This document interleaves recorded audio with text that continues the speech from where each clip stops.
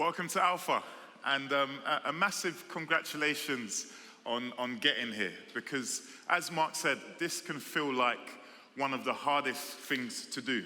You know, I remember when I did that same journey, walking down that dark drive and sitting in the same seat that you guys were sitting in. In fact, I was actually sitting over on that side, yes to the left side crew. I was sitting right over there.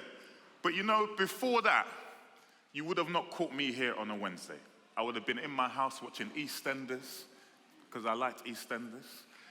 Or I would have been getting ready to have the most lit weekend of my life. But you would have not caught me here. See, I was born in a nice tropical place called Ghana. That's where I'm from. There's no Ghanaians in here at all. Jeez, wrong crowd. But my church experience started when I came here when I was young, and my mum, she gave me the option. She said, Tash, in her lovely Ghanaian forced British accent, Tash, would you like to come to church with me? And obviously, being the obedient child that I was, I said, yes, mother. I would want nothing but to come to church with you. And obviously, we all know that is not the truth, because my mum is African. What she said to me is, Tash, if you don't get up now and go to church, then Jesus will see you today.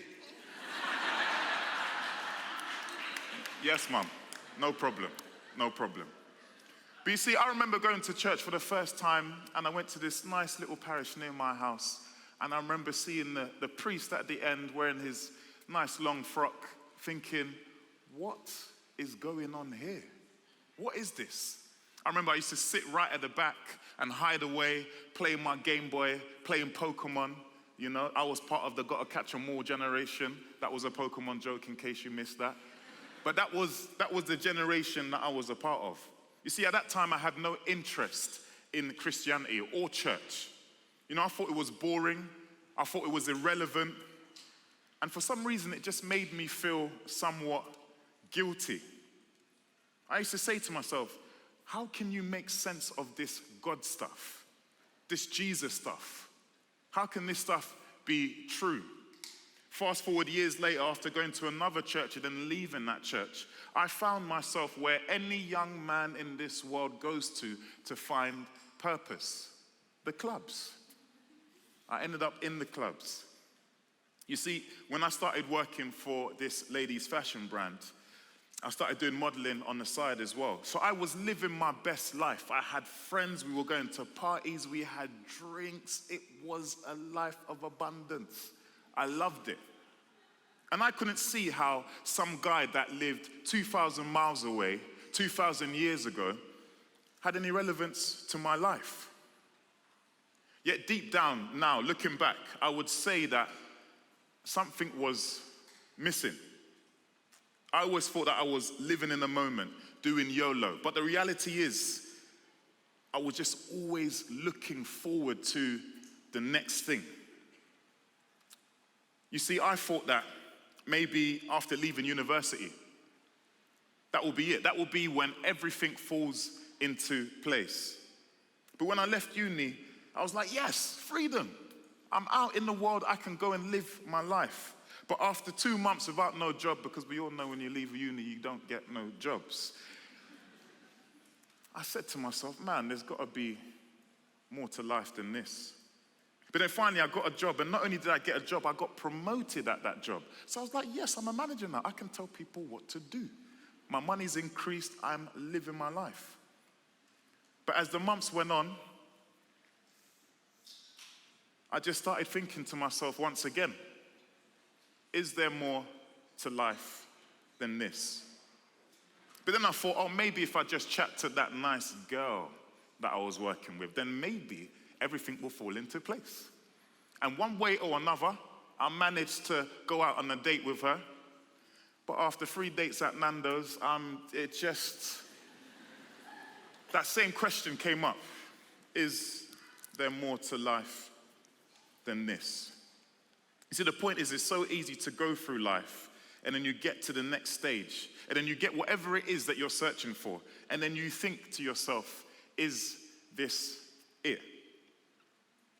So for many years after that point, I continued to pursue whatever made me feel free and liberated.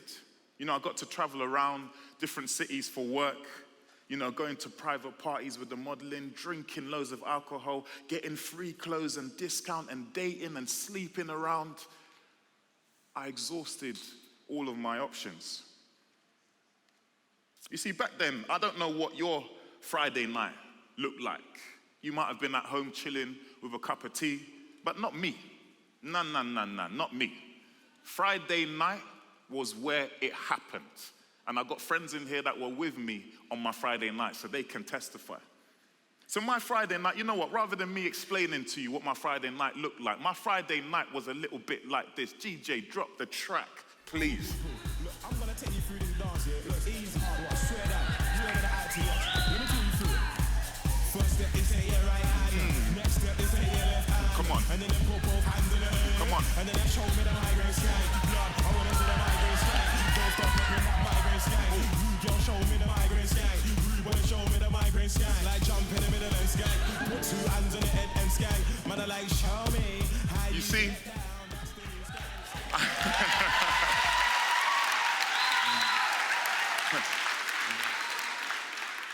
Every Friday and Saturday night, that was us. The music in the background, we were dancing with our drinks and all of that stuff. But there was one particular night, we was in central London.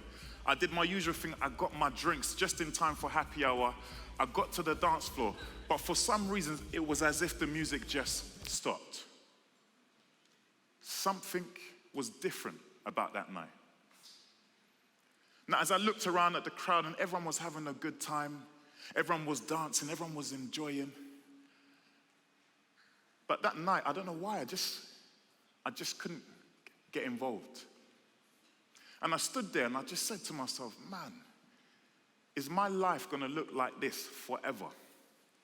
Surely there's got to be more to life than this. It was as if all those little moments of not feeling fulfilled built up, and that very thing that made me the happiest just didn't cut it no more.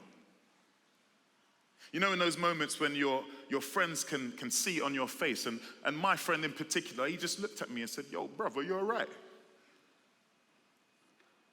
But it's a bit awkward. I'm not about to have a deep, feeling-based conversation right there in the middle of the club.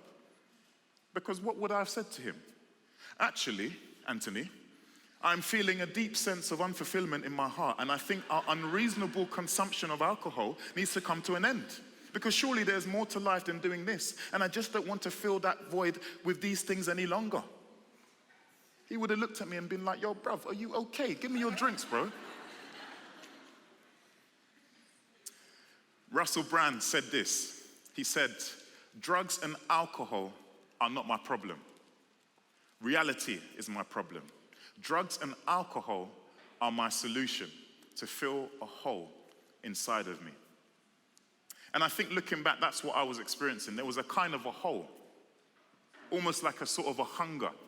There was a spiritual hunger, because I was so used to filling myself up physically, but there was something deep down inside of me that I just couldn't explain that was searching for more.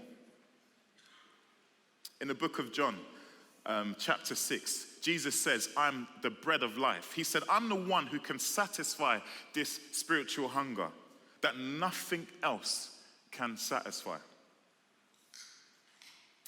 I remember when I was younger, back in Ghana, and my mum took me to church. Same old story, always taking me to church.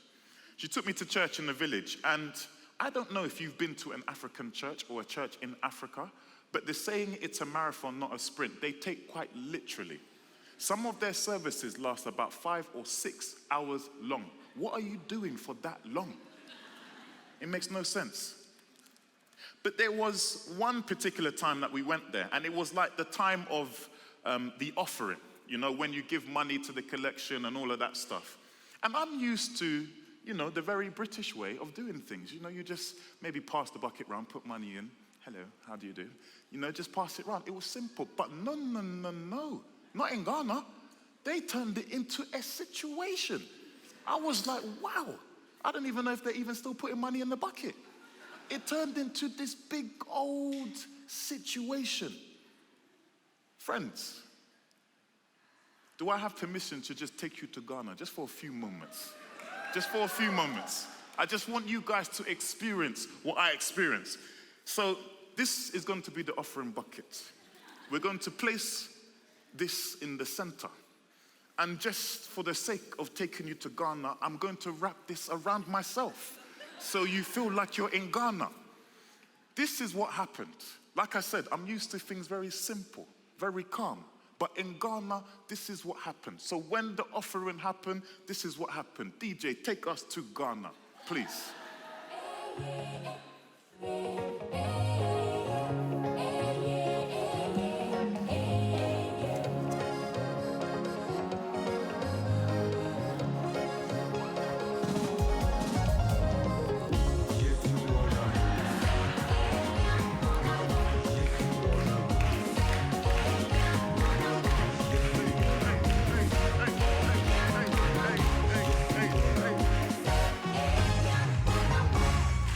I will settle my soul.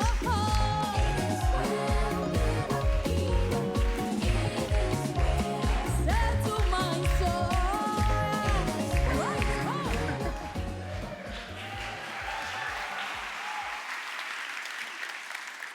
Now that lasted for about 2 hours. Imagine. I think there's a reason why they don't have gyms in Ghana, because every Sunday is like a hit workout situation. You see, what I found interesting is that the people that were in that service, it was safe to say that they were physically hungry or materially hungry. Yet they seemed so content and joyful in a way that I had never seen before. And I saw that and it just made me ask these questions. They have so much less than me, yet deep down they seem to have so much more. Now, why is that? Well, Jesus said this. He said, I'm the way, and I'm the truth, and I'm also the life. You see, when I first started going out, I used to only go out in central London. And if you've ever been out to central London, you know that there's a certain type of dress code. You need to wear your shirt and you need to tuck that in. And sometimes, if you're not wearing shoes, you ain't getting into the club. That's what we were used to, me and my friends. But one time, a friend of ours invited us to East London. Any East Londoners in the house? Yeah? Yeah, the trendy crew. So we went to East London with our nice crispy white shirts tucked in, with our belt on, with our patent shoes. We thought we were the business. We turn up now. Everyone's wearing white t-shirt, ripped jeans and trainers. I was thinking, geez, we are out of place. And when we experienced that, I just remember saying to myself, geez, what on earth am I doing here? I felt completely out of my place. And I'm sure you've probably had moments as well where you felt out of place, or you've asked that question, why am I here? Or maybe you've asked the question, where have I come from? Where am I heading? Who am I? What's the point of my life? Is there any real meaning and purpose to life? And I think it's safe to say that a lot of us in here, if not all, spend majority of our life thinking, does life have some kind of meaning or purpose behind it? You see, that day when I was in the club and I just felt this feeling not to get involved. The following, I think it was 2 days afterwards, I found myself sitting at a bus stop near my house. I don't know why, but I chose the bus stop. The bus stop is where I went to clear my head. Don't judge me. Anyway, I was sitting at this bus stop and I'm still having these thoughts in my mind. Is there more to life than this? And as I'm sitting there, a bus comes past. And it says, if you've got questions about life, try Alpha. Okay. I ignored it. A second bus comes past. Got questions about life, try Alpha. 2 buses. Okay. Might be a coincidence. I'm just going to go to sleep and we'll just ignore that happen. The following day I go to work and on the way back I'm sitting on the central line and guess what? Third poster, once, twice, three times a lady. It's got to be a sign from God. So that's what happened. Then the following week, I went online, and maybe similar to you guys, I searched Alpha, and then I found myself sitting here. You see, I did Alpha, and I found that for myself, that the answer to my searching was in Jesus Christ. I think of the great novelist Leo Tolstoy. He wrote War and Peace and Anna Karenina. He also wrote another book called A Confession, which he told his life story. He described how, as a child, he rejected Christianity and he started to search for meaning and purpose in his life. And at first he thought, life's just about having a good time, so let's just make the most out of it. Let's just have fun. So he drank heavily, he was promiscuous, he led basically a wild life. But then he found that that left him feeling empty. So then he thought, oh, maybe money is the answer. He inherited loads of money and he started to make a lot of money out of his books as well. But he found that money is a bit like seawater, he says. The more you drink of it, the more thirsty you are. That didn't satisfy him. Then he thought, oh, maybe it might be fame, importance, success. If I can be really successful. And he wrote what the encyclopedia describes as one of 2 or 3 the greatest novels in the world of literature. It still didn't satisfy him. There's something interesting that actor Jim Carrey once said. He said, I think everyone should get rich and famous and do everything that they ever dreamed of so they can see that it's not the answer. And Tolstoy, he saw that wasn't the answer either. So then he thought, oh, maybe it's about relationships, marriage, family life. He married in 1862 and had a very happy family and 13 children. That is a lot of kids. Wow. Jeez. Imagine taking them on holiday. That's a lot. Jeez. Which he said distracted him from his search from the overall meaning of life. So what is the source of complete happiness? You know, happiness is described as dependent on external circumstances, whereas joy, on the other hand, comes from within. It's a much more enduring feeling that persists no matter the circumstance, similar to what I experienced when I was in Ghana. Freddie Mercury, the lead singer of the rock group Queen, Galileo, sorry, I just had to, he amassed a huge fortune, attracting thousands. But he admitted in an interview shortly before his death that he was desperately lonely. He said, you can have everything in the world and still be the loneliest man. Success has brought me world idolization and millions of pounds, but it's prevented me from having the one thing we all need, a loving, ongoing relationship. And ultimately, there is only one relationship that is totally loving, that goes on forever, and that is a relationship with God. And Jesus said, I'm the way to that relationship. So what difference does it make? You see, before I joined the glasses crew, come on, to all those that are wearing glasses, I see you, I avoided going to the opticians. I didn't want to spend money on glasses, and I didn't want to wear them forever either. So I'd walk around just trying to figure, you know, it got so bad, I memorized how people walked just so that I can figure out who that was. Well, who does that? Anyway, the reality is my eyesight was deteriorating. It was getting worse, and I couldn't keep squinting my way through life.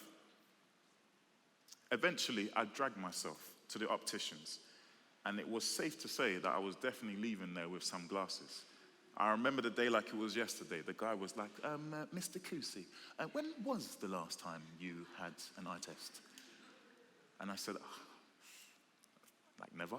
He's like, oh, right, yeah, I can see that, yeah, right. But when my glasses arrived at my house, jeez, I could see like I could never see before. It was like black and white TV to 4K. It was wonderful. It's like the dirt on my gate looked dirtier. The green in my garden was greener. when I stepped out that day, it's almost like the sweet sounds of Jimmy Cliff just started playing as I walked outside. And I was just like, jeez. Hello, neighbors. Yes, John. How you doing, mate? How's your back? Do you know what I mean? It was like I saw a whole new, different type of world. Now, don't get me wrong. I could see before. But with my glasses, I could really see. And to me, that is sort of like the difference that Jesus makes. He gives us a new lens so that we can see the world in a different dimension with clarity. So Jesus said, I'm the way. And he also said that I am the truth. And you can say, yeah, well, that's great. That's nice for you in this relationship with Jesus. You find meaning and purpose for your life. That's great. That's for you, but it's not for me. But logically, that can't be the case.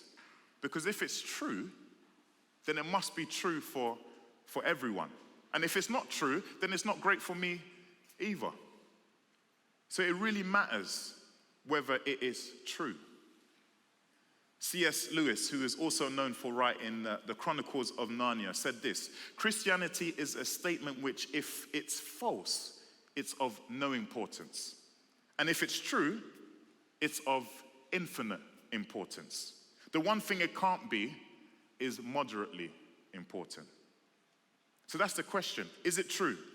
Well, we'll look more in detail about that next week. But what shocked me was how much evidence there was for the life, the death, and also the resurrection of Jesus. And of course, there are many highly intelligent people who are atheists. I am not doubting that.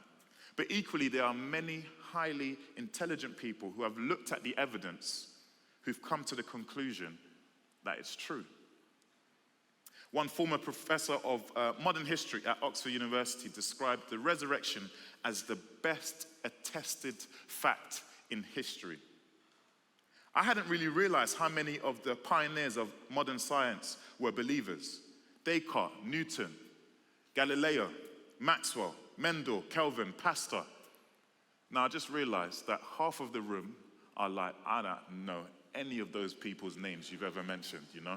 I might have swiped left for Maxwell the other day, but that's as far as it goes. But the budding scientists in the room know that these people are verified. Or take one of the greatest scientists of our time, Francis Collins. He was the director of the historic Human Genome Project. And here's what he had to say. Just take a look at the screen. Came to believe in the truth of Christianity. Well, in the home where I grew up, faith was not something that was talked about very much. My father was a professor of drama, my mother a playwright. When I went to college and those discussions in the dorm late at night about religion began to occur, I had no particular reason to attach value to a faith system. It had never been something I was familiar with or had internalized at all.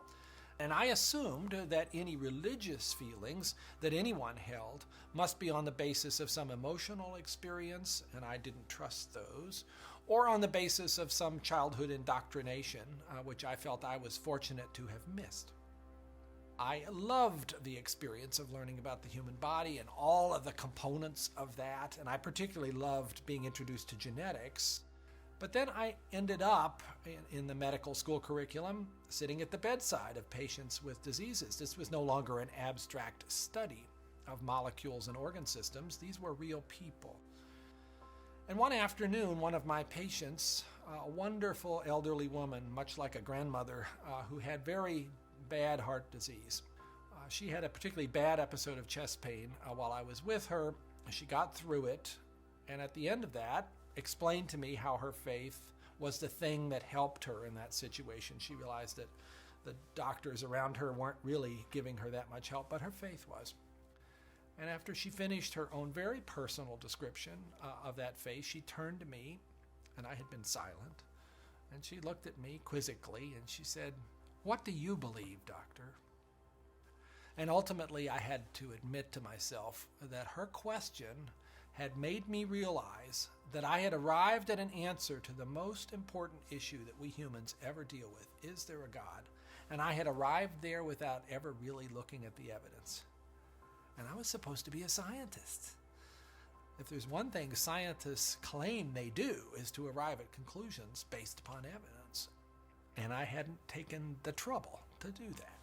I was greatly assisted by a pastor who lived down the road, who I went and asked about all this, and who gave me a copy of C.S. Lewis's wonderful book, Mere Christianity. Because here was an Oxford scholar, a prodigiously developed intellect, who had traveled the same path. Within those pages, I realized for the first time that one can come to belief on a rational basis, and that in fact, given the many pointers that one sees around oneself in terms of the universe and it having a beginning, and its fine-tuning in terms of the way in which all those constants that determine the behavior of matter and energy seem to have been set just in a certain very precise range to make life possible.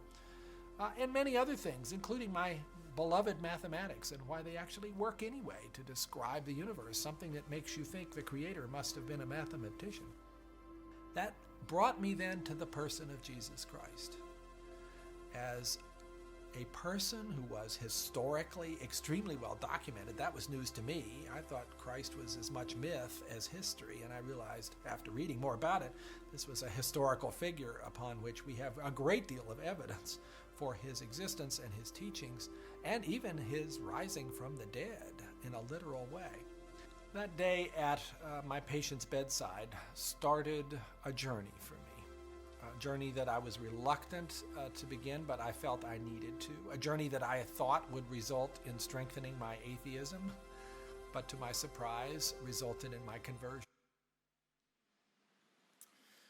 Now, when Jesus said, "I am the truth," the Hebrew understanding of truth was not really just intellectual truth, head knowledge, but heart knowledge. In other words, truth as experience. And what's the difference between head and heart knowledge? Well, let's say, so I've been with my fiance for some time now. Recently got engaged. I feel like an adult now. Come on. So I've known her for many years. But let's just say before we got together, before I'd even met her, I went into a bookshop and just picked up a book with a title of her name on there, Rabia. Let's say, Rabia, the Phenomenal Woman. And I saw it and I was like, wow, that looks phenomenal. Oh, wow. And let's just say chapter 1 was her intelligence. And I'm just reading through, wow, there's so much about how intelligent she is. This is wonderful. Chapter 2, she radiates wherever she goes. Yeah, there's a few pages on that. Wow, come on, radiation, yeah. Chapter 3, she loves to dance. Oh, I like to dance too. That's great, yeah, I'm keep reading those chapters. Chapter 4, her cooking skills. I do love to eat. Come on now, yeah. Chapter 5, her ability to be patient. There's only one page on that. Okay. Love you, babe. What if I read that book and I said, wow, she sounds like an incredible woman? That's head knowledge. But I can tell you, she is an incredible woman because of the experience in which I have with her. So when Jesus said, I am the truth, he was talking about an experience of truth. That we can have a relationship with him and experience that Jesus is not just evidence for the resurrection, but we can actually experience a relationship with the risen Jesus Christ. So Jesus says, I am the way, and he says that I'm the truth. And then he said, I am the life. He said, I have come so that you can have life and life in all its fullness. And he said he'd come to deal with the stuff that stops us having that, to deal with the bad stuff, the things that spoil our lives and stop us from enjoying life to the full. I've got just a little confession I have to make, but I know this is a safe space, he says to about 400 people in the room. When I was younger, and my mum used to make me go to church, she'd give me these little envelopes of money. And let's just say those envelopes didn't quite reach church. I know it's bad, isn't it? But the thing is what I used the money for that's even more shocking. So what I'd do, she'd give me these little envelopes with a couple pounds inside, and I'll never take it to church, I'll just pocket it. And I'd go to the shop and I will spend it on Mr. Kipling's biscuits. What? Obviously, I came fresh from Ghana, and I thought that if you want to impress a girl, you need to buy the most British crisp biscuits there are, Mr. Kipling's. So I'd buy these Mr. Kipling biscuits because I wanted to try and impress this girl that I liked. Her name was Chloe Hutchinson.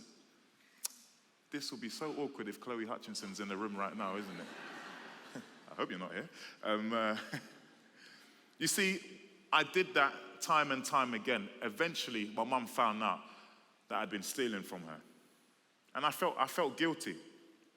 But the truth is, there's been other times in my life where I've experienced a deep sense of guilt. So many things that I've done wrong. So many people I've hurt along the way. And I've experienced a deep sense of guilt and shame because of some of those things. Especially when it comes to hurting others. But Jesus came to deal with our guilt. And that is the amazing news. That God loves you. You are loved. It's the most important thing to take away from Alpha. You are loved. And God loves you. If you forget everything about the talk today, the most important message is that you are loved by God. And he came in the person of his son, Jesus, to die on the cross for you and also for me. And he took all of our guilt, all of that bad stuff in your place and in my place in order that we should be free to enjoy life to the full. And this is the most amazing, wonderful news. And to me, it's totally life-changing. You've got these books on your table. Feel free to take them with you. They give just a little bit more context into what I'm talking about now. Now, even though Jesus has totally changed my life, it doesn't mean that everything is easy. I don't believe it's easy to be a Christian today.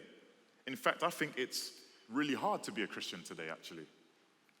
And it's not easy. But I would say that in my experience of this relationship with God through Jesus, I would say it's not boring. I mean, do I look bored? No, it's not boring.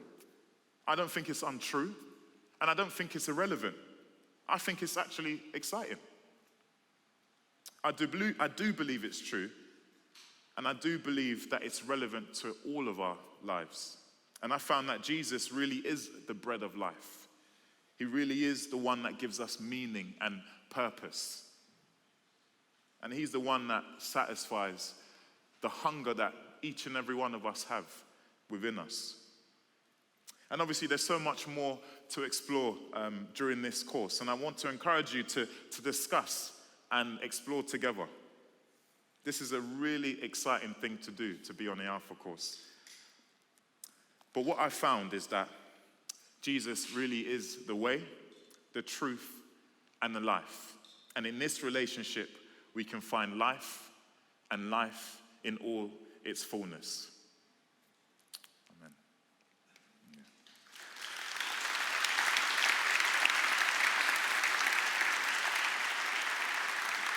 Now it's time for coffee, tea, Krispy Kremes. Don't say we don't look after you. Krispy Kremes and cakes and all of that stuff. Enjoy the rest of Alpha.